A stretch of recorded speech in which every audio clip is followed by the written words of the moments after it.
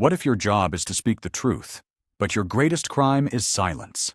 Today, we're diving into the stories not of serial killers or master con artists, but of journalists, people whose commitment to protecting a promise made to a source turned them into prisoners of conscience.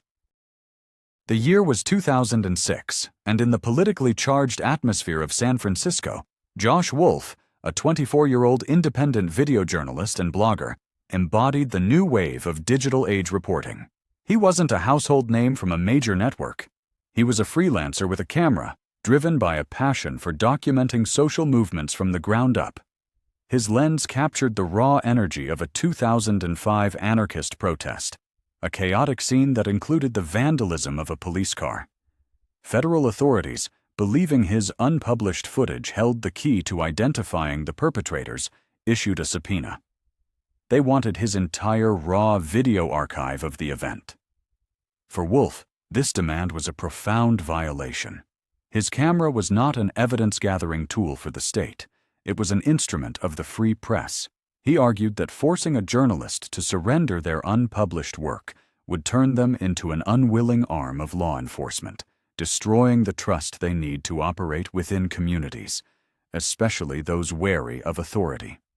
His refusal was a calculated act of defiance. The court disagreed, holding him in contempt.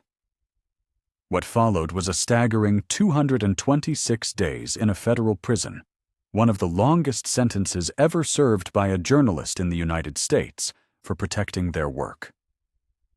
His imprisonment became a symbol of the growing conflict between national security interests and press freedom in a post-9/11 world. The Committee to Protect Journalists declared that his case chilled reporting on demonstrations and other public events. Wolf's quiet, steadfast resistance inside a Dublin, California prison highlighted the vulnerability of independent journalists who lack the institutional backing of large media corporations. He was finally released after posting the controversial footage online and reaching an agreement. But his ordeal left an indelible mark. How much of one's freedom is worth sacrificing for a principle that society itself seems to be debating? The year 1978 was a time of reckoning for the press, and at the center of the storm was Myron Farber, a highly respected investigative reporter for the New York Times. Farber was a classic shoe-leather journalist, known for his dogged pursuit of complex stories. His investigation into a series of mysterious deaths at a hospital in New Jersey was a masterpiece of reporting that uncovered a potential serial killer, a physician nicknamed Dr. X. Farber's articles were so compelling, they led to the indictment of Dr. Mario Jaskelevich for murder. The story was a triumph of investigative journalism, a shining example of the press holding power to account. But then, in a shocking twist, the narrative turned against the storyteller. During the murder trial, the defense attorney demanded Farber's extensive notes and confidential files, arguing they were essential to ensure a fair trial for his client. The court agreed. Suddenly, Farber was no longer just the reporter. He was a key figure in the very trial his work had initiated. He was faced with an impossible choice: surrender the confidential sources who had risked everything to speak with him, or face jail. For Farber, there was no choice. He believed that forcing a reporter to reveal their sources would cripple investigative journalism, as future whistleblowers would be too afraid to come forward. He refused to comply, invoking the First Amendment. The court's response was swift and severe. Farber was jailed for 40 days for contempt, and the New York Times was hit with heavy fines. His case, one of the most significant journalist privilege battles of the 20th century, sent shockwaves through newsrooms across the country. He became a reluctant martyr for press freedom, a man whose success led directly to his own imprisonment. How can a journalist fulfill their duty to expose darkness when the very act of doing so threatens to extinguish their own light? In 1972, as the nation was still reeling from the horrific Manson family murders, William Farr, a journalist for the Los Angeles Herald-Examiner, found himself entangled in the case's notorious legal web. During the trial of Charles Manson and his followers, The judge had issued a strict gag order, forbidding attorneys and court officials from speaking to the press. Yet Farr managed to obtain and publish a sensational story containing details from a witness's sealed testimony, which included lurid accounts of the defendant's plans for a wider killing spree. The article was a major scoop, but it infuriated the judge, who demanded to know who had violated his gag order. Farr, a journalist committed to the core principle of source protection, refused to name his sources, who were two of the 6 attorneys in the case. He stood firm, asserting that to do so would be a catastrophic breach of trust. After the trial concluded, the judge relentlessly pursued him for contempt of court. Farr's defense was that California's shield law protected him, but the court ruled that the law did not grant a journalist absolute immunity, especially when it came to enforcing a court's own order. He was sentenced to jail indefinitely until he chose to speak. For 46 days, William Farr was imprisoned, a captive of his own professional ethics. His case became a landmark legal battle, pitting the First Amendment's guarantee of a free press against a court's inherent power to control its proceedings. In a statement, he underscored the gravity of his stance. To reveal a source would be to violate the trust that is the foundation of my profession. He was eventually released, but only after an appellate court ruled that his indefinite sentence had become punitive rather than coercive. How far must one go to protect a promise, when that promise challenges the very authority of the justice system itself? In the year 2005, the world of journalism was shaken by the case of Judith Miller, a star investigative reporter for the New York Times, whose reputation was built on a foundation of tenacity and high-level sources. Miller, a figure of both respect and controversy, found herself at the epicenter of a political firestorm in Washington, D.C. The case revolved around the leaking of a CIA agent's identity, Valerie Plame, an act of political retribution that reached the highest echelons of the Bush administration. Miller, though she never wrote a story about Plame, was believed to know the identity of a government official who leaked the name. The federal prosecutor demanded she reveal her source.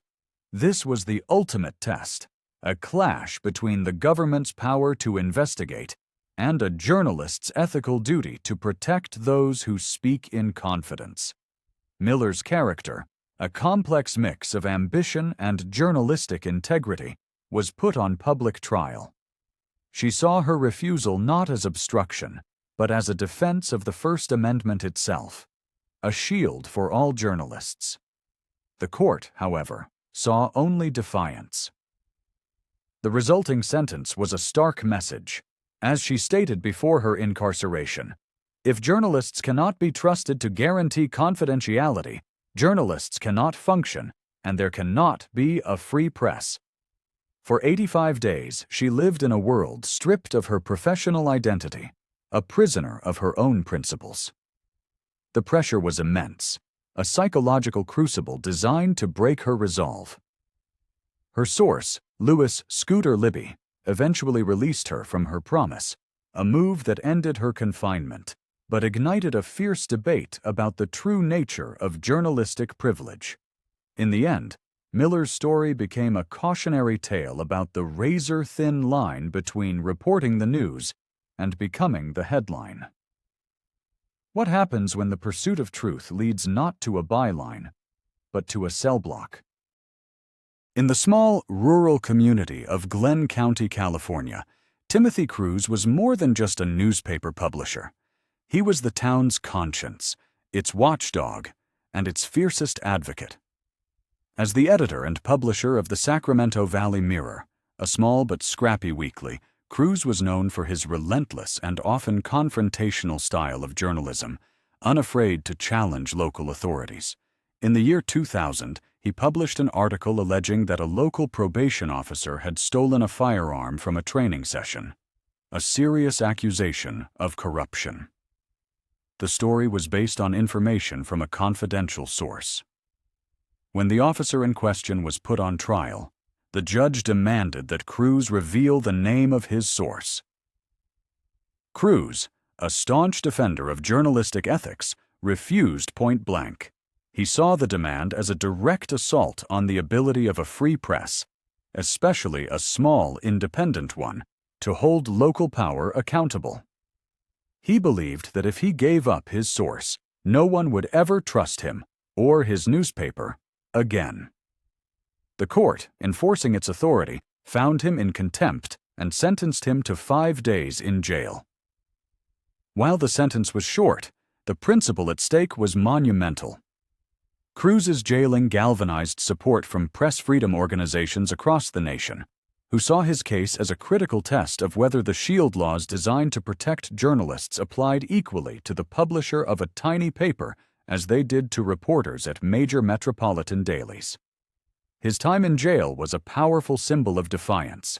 He famously declared, "There is no question in my mind that if I am going to jail, I am going to jail." It was a raw demonstration of a newsman's conviction, a fight not just for his own rights, but for the trust of the community his paper served. At what point does a local reporter's promise to one person become a fight for everyone's right to know? The year 1996 found David Kidwell, an investigative reporter for the Miami Herald, shining a light into the shadows of the Palm Beach County Jail. Known for his fearless reporting on systemic failures, Kidwell was working on a story about the brutal murder of an inmate, a case that raised serious questions about prison security and the treatment of prisoners. During his investigation, he conducted a jailhouse interview with a man who was a key witness in the murder.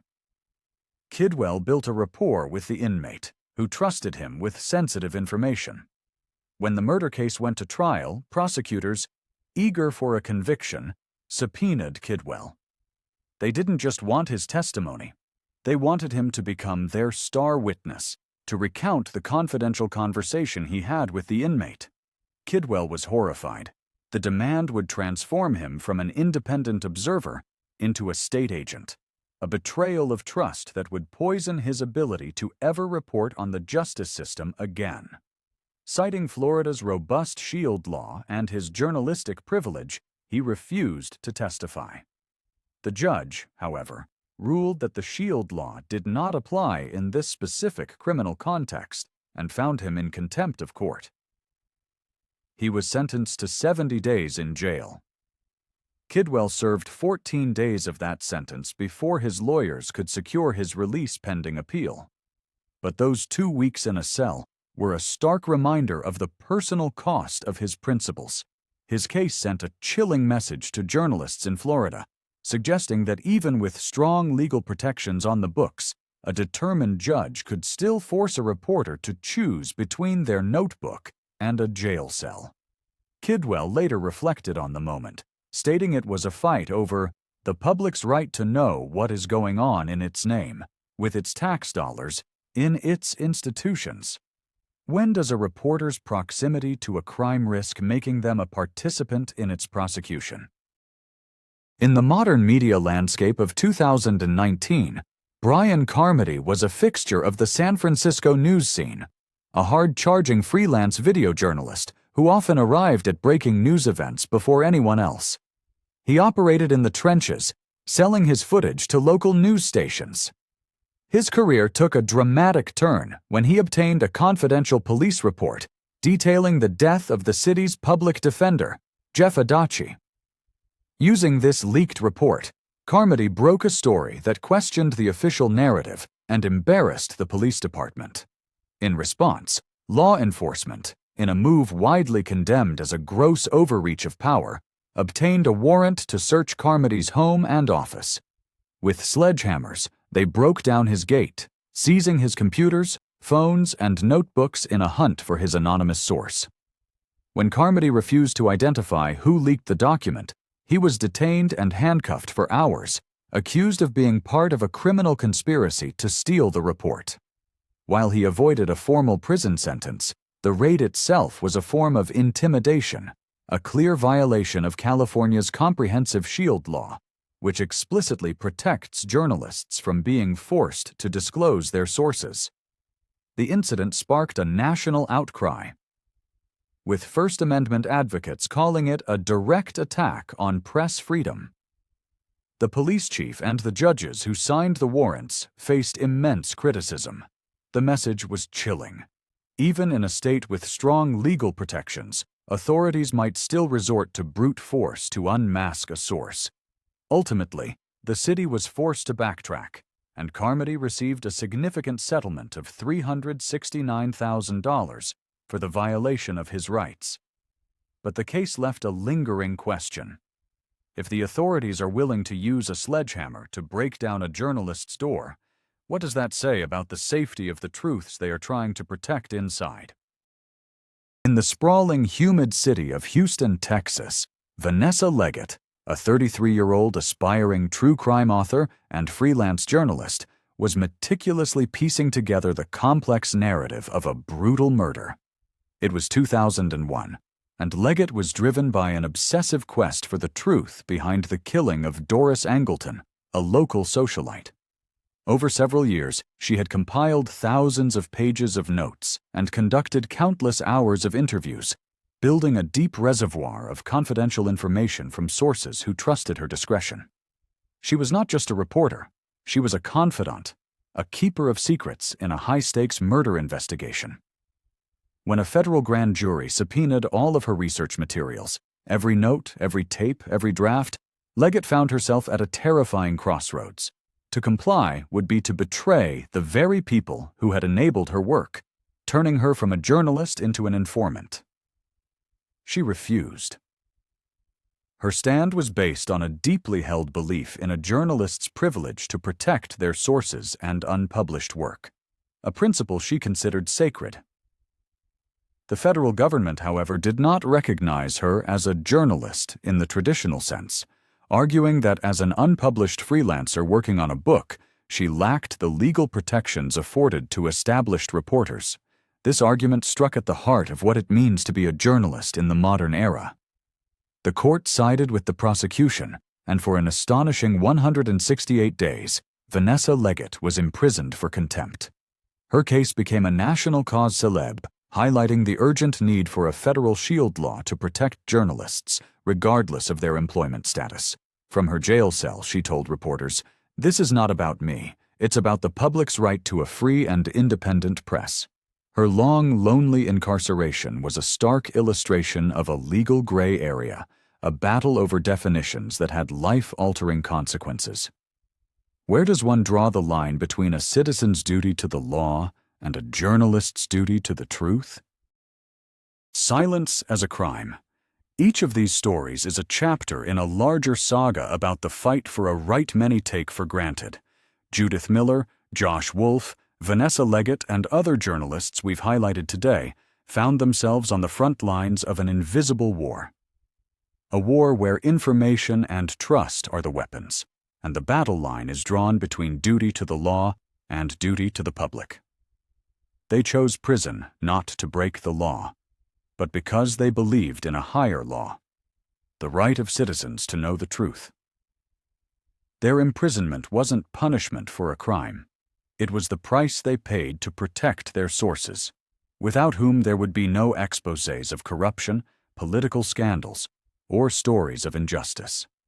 These cases forced society and lawmakers to grapple repeatedly with the question of SHIELD laws to protect journalists.